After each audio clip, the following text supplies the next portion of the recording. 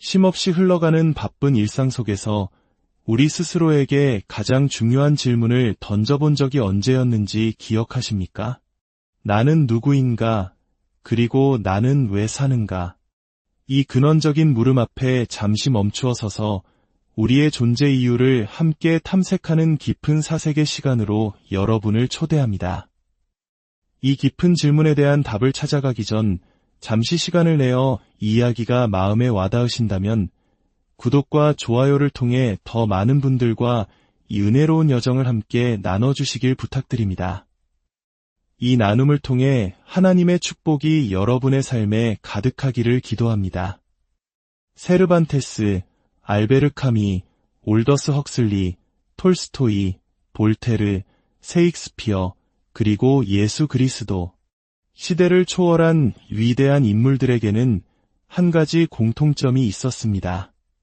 그들은 보통 사람들이 일과 여가에 너무나 몰두한 나머지 인생의 가장 근본적인 질문을 잊고 살아간다는 사실을 꿰뚫어 보았습니다. 나는 왜 이 모든 것을 하고 있는가? 내 삶의 진정한 이유는 무엇인가? 결국 모든 것이 끝나고 났을 때 나에게는 무엇이 남게 될까? 우리 대부분은 이 질문들을 두려워하며 정신없이 살아갑니다. 마치 내일의 삶이 영원히 보장된 것처럼 말입니다. 한 가지 예를 들어보겠습니다. 제가 여러분 중 한 분에게 내일 오후 2시 반에 강남역 사거리에서 저를 좀 만나주시겠어요? 라고 부탁했다고 상상해 보십시오. 여러분은 아마 즉시 왜요? 라고 물을 것입니다.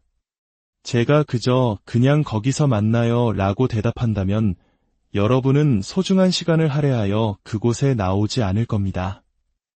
1시간의 짧은 만남에도 우리는 분명한 이유와 목적을 원합니다. 그것이 합리적이기 때문입니다. 그런데 이상하지 않습니까?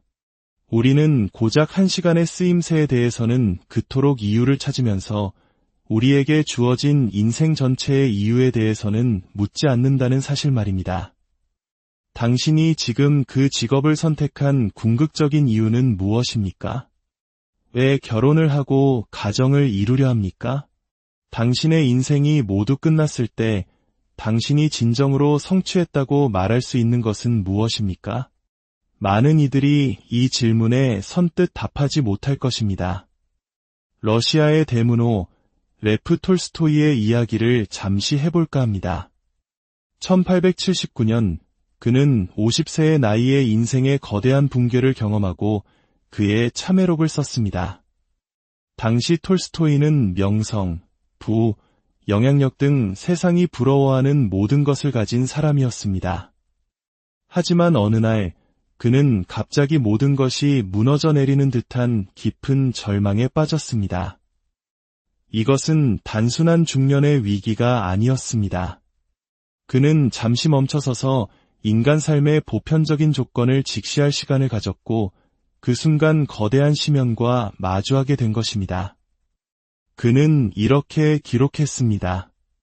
내가 오늘 그리고 내일 하는 일은 결국 무엇이 될 것인가? 내 인생 전체는 어떤 의미를 갖게 될까? 다른 말로 표현하자면 나는 왜 살아야 하는가? 왜 무언가를 소망하고 무언가를 해야만 하는가? 필연적으로 다가오는 죽음 앞에서 파괴되지 않을 의미가 내 삶에 존재하기는 하는가? 그는 계속해서 이렇게 말합니다. 나의 모든 업적은 그것이 무엇이든 언젠가는 잊힐 것이고 나 자신도 더 이상 존재하지 않게 될 것이다. 그렇다면 도대체 무엇 때문에 노력해야 하는가? 나는 내 인생의 단 하나의 행동에도 이성적인 의미를 부여할 수 없었다. 나를 놀라게 한 유일한 사실은 내가 왜 이 진실을 처음부터 깨닫지 못했는가 하는 점이었다. 어떻게 사람들은 이 사실을 보지 못하고 살아갈 수 있는가? 그것이야말로 정말 놀라운 일이다. 톨스토이는 술에 취해 있는 동안에는 삶을 살아갈 수 있지만 일단 술에서 깨어나면 이 모든 것이 잔인하고 어리석은 망상에 불과하다는 것을 볼 수밖에 없다고 했습니다. 어떤 이들은 말할지도 모릅니다. 아, 톨스토이는 예술가니까. 원래 우울한 사람들이야. 하지만 그의 논리를 반박할 수 있습니까? 만약 죽음이 끝이고 이 생이 전부라면 우리가 하는 모든 일은 결국 아무런 차이를 만들지 못하고 무의미해진다는 그의 통찰을 말입니다. 당신과 저보다는 조금 더 오래 기억될지 모르지만 톨스토이 역시 결국에는 잊힐 것입니다. 그는 이것이 결코 웃을 일이 아니라고 말합니다. 우리는 여전히 삶이라는 술에 취해 너무 바쁜 나머지 내 삶의 이유는 무엇인가라는 질문을 회피하고 있는지도 모릅니다. 그 질문이 우리를 심연으로 이끌 것을 두려워하면서 말입니다. 그렇다면 오늘날 특히 이 시대를 살아가는 현대인들은 삶의 이유에 대해 어떤 답을 가지고 있을까요? 가장 흔한 대답은 아마 자유일 것입니다. 나는 자유로워지기 위해 산다. 내 마음이 이끄는 대로 내가 원하는 것을 온 힘을 다해 이루기 위해 산다. 이것이 현대인들이 내세우는 삶의 목표입니다. 하지만 오늘 저는 이 주장이 결코 견고한 기반 위에 서 있지 않다는 것을 여러분과 함께 이성적으로 탐구해 보고자 합니다. 논증은 다음과 같이 진행됩니다. 첫째, 당신이 만약 신의 존재를 부정하고 절대적인 자유를 추구한다면 당신은 필연적으로 삶의 완전한 무의미를 인정해야만 합니다. 둘째, 하지만 그 누구도 진정으로 무의미한 삶을 살아낼 수는 없습니다. 왜냐하면 삶에는 분명한 의미가 존재하기 때문입니다. 그리고 마지막으로 진정한 자유와 의미는 오직 예수 그리스도 안에서만 발견될 수 있습니다. 대부분의 현대인들은 마음속으로 이렇게 외칩니다. 나는 자유로워야 해. 다른 누구도 내 삶의 방식을 결정할 수 없어. 이러한 신념을 가장 깊이 파고든 사상가 중 한 명이 바로 프랑스의 작가 알베르 카미입니다. 그가 쓴 시시포스의 신화는 이 딜레마를 아주 잘 보여줍니다. 그리스 신화에 나오는 시시포스는 신들의 비밀을 인간에게 누설한 죄로 끔찍한 형벌을 받게 됩니다. 그것은 바로 거대한 바위를 산 정상까지 밀어올리는 일을 영원히 반복하는 것이었습니다. 그는 온종일 땀 흘려 바위를 밀어올리지만 정상에 다다르기 직전 바위는 언제나 다시 아래로 굴러떨어지고 맙니다. 다음 날이면 그는 다시 똑같은 일을 시작해야 합니다. 끝도 없이 영원히. 이 신화에서 지옥이란 아무런 결과도 낳지 못하는 무의미한 행위를 영원히 반복해야만 하는 상태를 의미합니다. 카미는 이 시시포스의 모습이 바로 신을 믿지 않는 현대인의 자화상이라고 말합니다. 우리는 신의 존재나 우리가 따라야 할 규칙을 알려주는 신을 믿지 않음으로써 자유를 얻었다고 생각합니다. 하지만 그 자유의 대가는 무엇입니까? 바로 무의미입니다. 생각해 보십시오. 만약 이 생이 전부이고 천국도 지옥도 없다면 당신이 하는 어떤 행동도 궁극적으로는 아무런 차이를 만들지 못합니다. 당신이 지극히 자비로운 삶을 살기로 결심했다고 합시다. 반면 다른 누군가는 폭력과 억압의 삶을 살기로 했다고 합시다.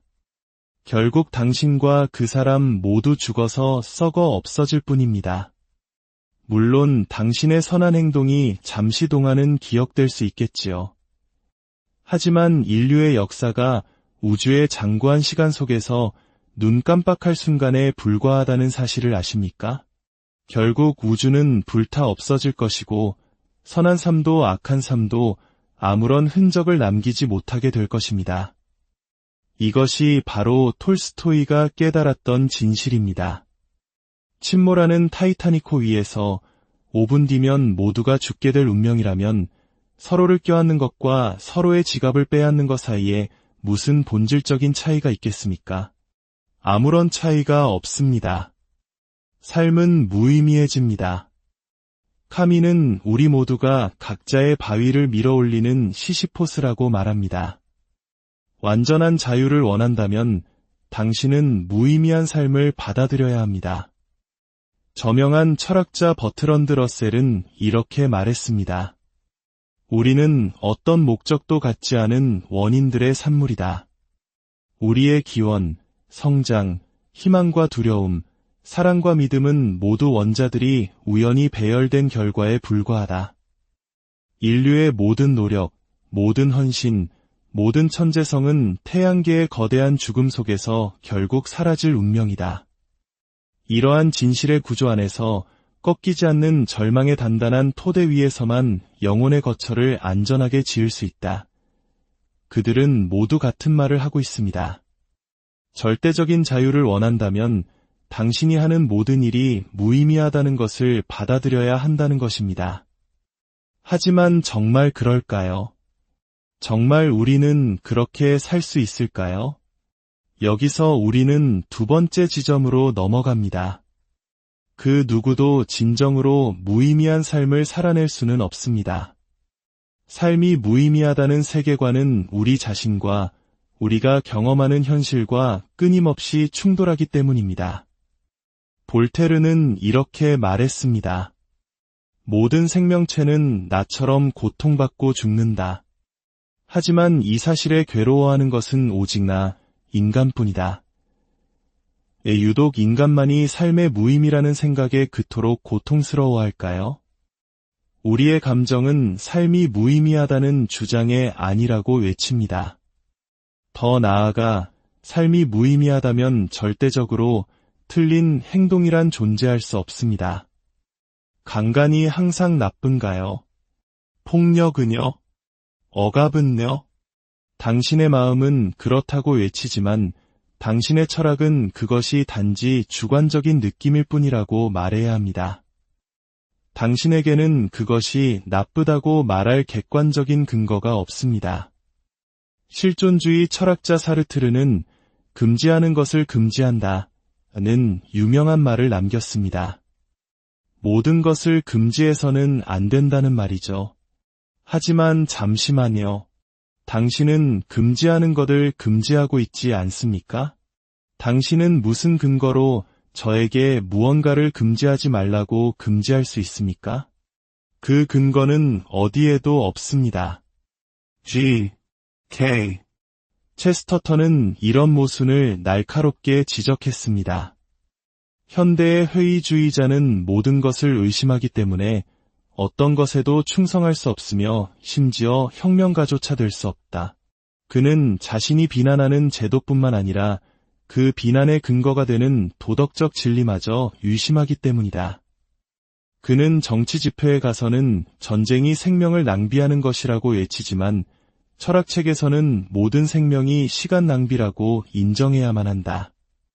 그는 경찰이 농부를 죽인 것을 비난하지만 다른 글에서는 가장 고등한 철학 이론에 따라 그 농부가 스스로 목숨을 끊었어야 했다고 증명한다. 이처럼 삶이 무의미하다는 생각은 결국 생각 자체를 멈추게 만드는 유일한 생각입니다.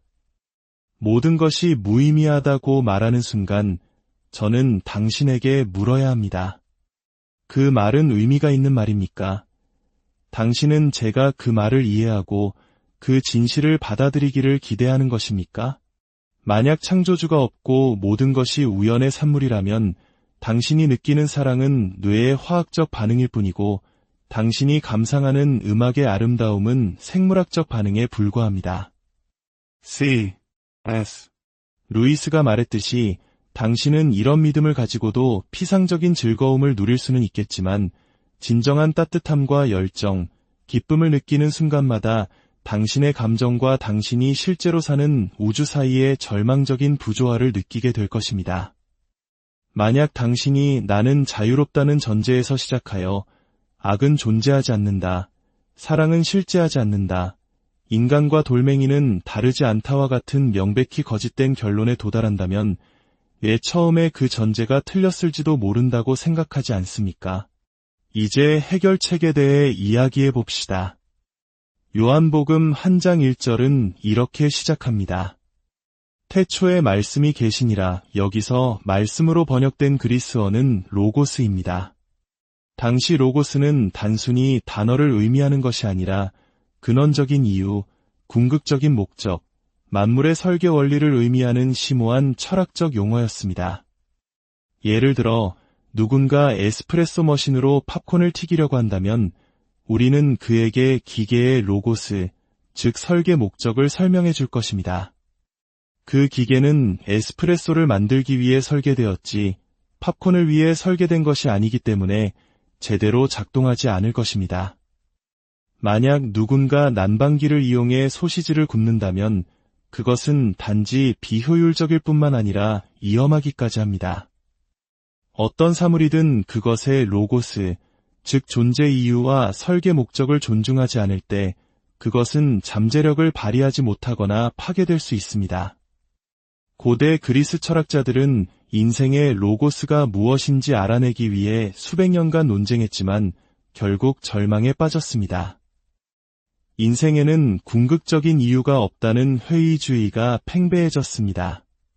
바로 그 절망의 한가운데 사도 요한은 인류 역사상 가장 폭탄과도 같은 선언을 합니다. 인생에 로고스가 존재한다고, 설계가 있다면 설계자가 있는 법이라고, 그리고 그 로고스는 추상적인 철학 원리가 아니라 바로 인격, 즉 살아계신 한 분이라고 말입니다. 설계자이신 하나님께서 세상 속으로 직접 들어오셨다는 것입니다. 당신과 저는 어떤 철학적 원리를 지키기 위해 만들어진 존재가 아니라 바로 이 신적인 인격, 예수 그리스도를 알고 사랑하기 위해 창조되었습니다. 우리가 그분을 알고 그분을 섬기고 그분을 사랑할 때, 그리고 그분께서 우리를 만드신 목적에 순응하고 우리 자신을 그분께 드릴 때 우리는 비로소 진정한 우리 자신이 누구인지를 발견하게 됩니다. 여러분, 돛담배를 타본 적이 있습니까? 바람을 향해 적절한 각도로 돛을 맞추면 배는 물 위를 미끄러지듯 나아갑니다. 그것이 돛담배의 로고스입니다.